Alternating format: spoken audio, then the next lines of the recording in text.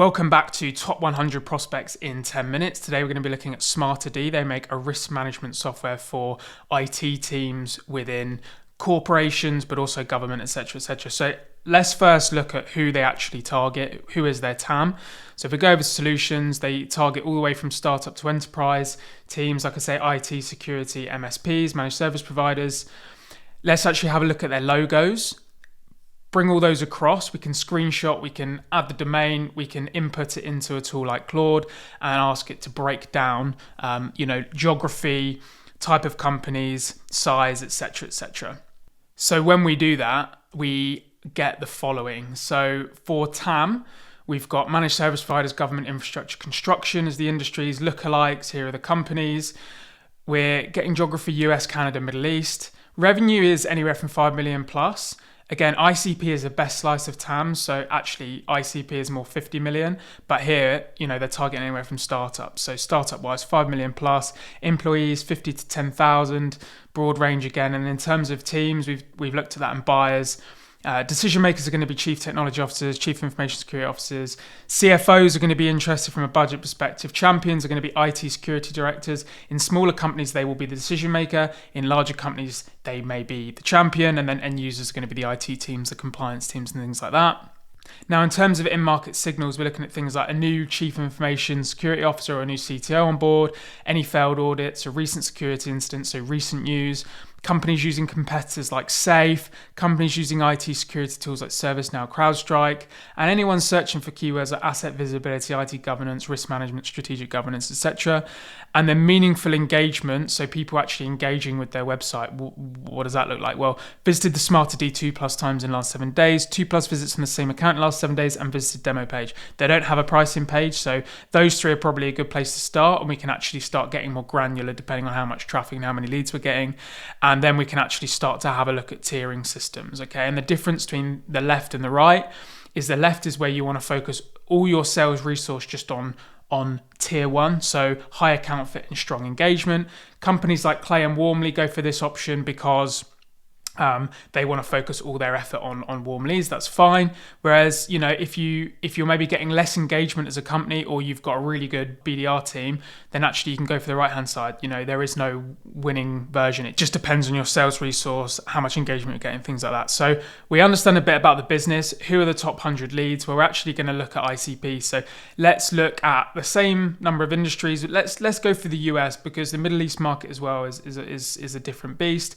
Let's go for employees between 500 to 5,000. So one of their lookalikes, I think it was Mad Security. They're on the lower end, but the majority are 500 to 5,000. And then we've obviously got the same decision makers. And actually, there's a load of different signals we can do, but we want to think about each list corresponding to a campaign. And so, if we look at, say, new CTOs, new CISOs, we can scrape that list and then go, hey, notice you've just joined this company. How is it going so far? When new leaders join companies like this, they usually face these sorts of challenges. Does any of this resonate? If you want us to put together a quick one-pager that's going to help you face X problem that you're having, then let us know and we can do that. Or let us know if you want to have a chat to help you through it, like something like that. But you can see that we've got a messaging angle here. So let's go with that for the top 100. And so what can we do now? We can actually go over to Apollo. We can filter by job titles, management levels in the US, both person and company. Person as well, because we actually want to be calling, US numbers. If we're, say, going to be using a sequence like Apollo, employee range of 50 to 5,000, and then keywords, industries like we talked about, and then signals, new roles. We've got 294 leads here. Only some of these are going to be verified in terms of contact details, and only some are actually going to be good leads to reach out to. So this is probably going to shrink down to a third, so 100 overall. So it's a good, 300 is a good size to begin with. So let's now export this list.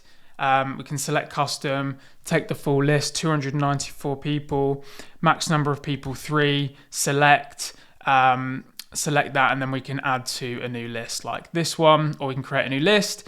And so when we do that, we can then export that list, verified emails only, hit export, and we can load that list into a tool like Freckle. And as you can see, we've got names, titles, company name for emails. We've enriched with phone numbers. We've got email.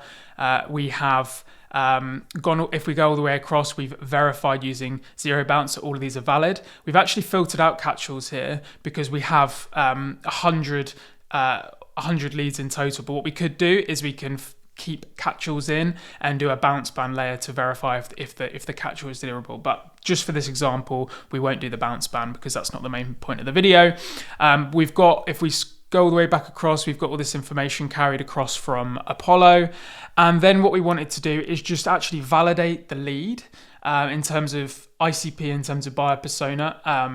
And so if we actually have a look at what we're doing here, we're giving them a bunch of inputs, company name, website.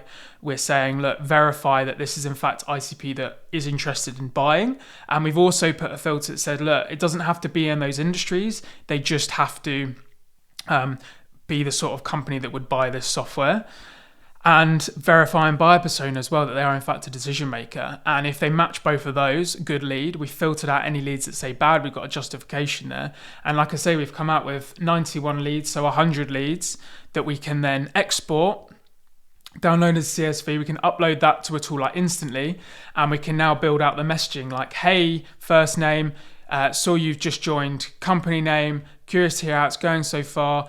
I mean, one thing we would like to do as well is think about what is top of mind for this person right now. And so something relevant to that company. So it could be like an event coming up. Hey, noticed you've got this event coming up.